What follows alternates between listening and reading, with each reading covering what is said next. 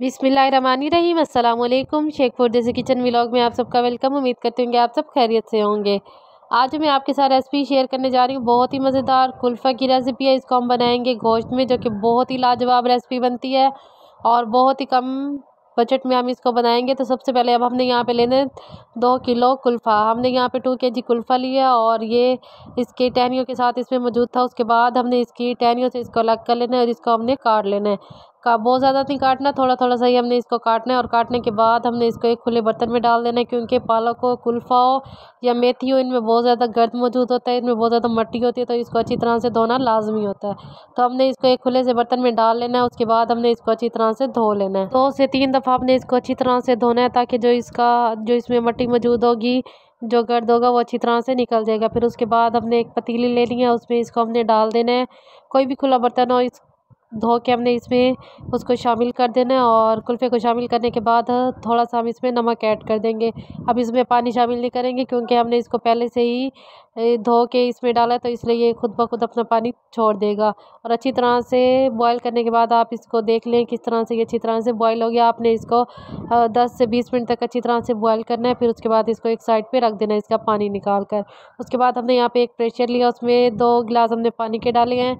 और यहाँ पे 2 अदद हमने प्याज लिए थे, जिनको हमने काट लिया था, वो इसमें शामिल कर दिया है। 2 टेबलस्पून लहसुन अदरक का पेस्ट शामिल किया है। 3 से 4 अदद सब्ज़ मिर्ची शामिल किया और 1 अदद टमाटर जो हमने बड़े साइज़ का लिया था, उसको हमने काट के वो इसमें शामिल कर दिया है। उसके बाद अब हम इसमें स्पाइसी शामिल कर देंगे, जिसमें हमने सबसे पहले 1 चम्मच नमक का शामिल किया है।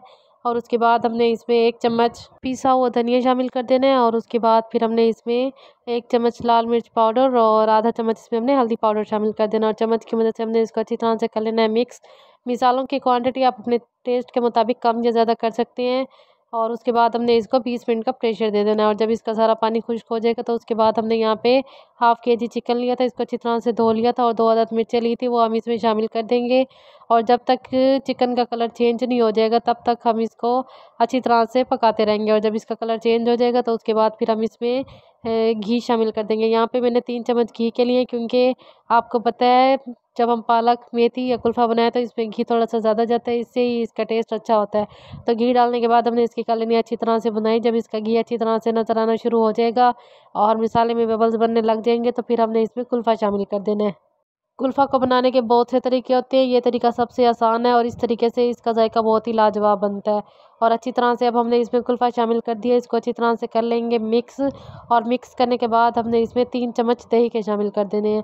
और दही शामिल करने के बाद हमने इसको प्रेशर दे देना है, ताकि जो इसका पानी मौजूद है और जो दही का पानी निकलेगा, वो अच्छी तरह से खुश्क हो जाए। फिर उसके बाद लास्ट में हम इसकी अच्छी तरह से बुनाई कर लेंगे। जब इसका घी नज़र आने लग जाएगा, तो फिर हम इसको डिश आउट कर लेंगे। माशाल्लाह से 20 मिनट गुजर चुके थे और पानी सारा खुश्क हो चुका था और घी नज़र आना शुरू हो चुका था। हमने इसकी अच्छी तरह से बुनाई कर ली है, जिससे इसका घी नज़र आना शुरू हो चुका है। और उसके बाद लास्ट में फिर हमने इसको एक प्लेट में डाल लिया है। फाइनल लुक आप इसकी देख सकते हैं, कितनी ही ज़बरदस्त, बहुत ही लाजवाब जायका।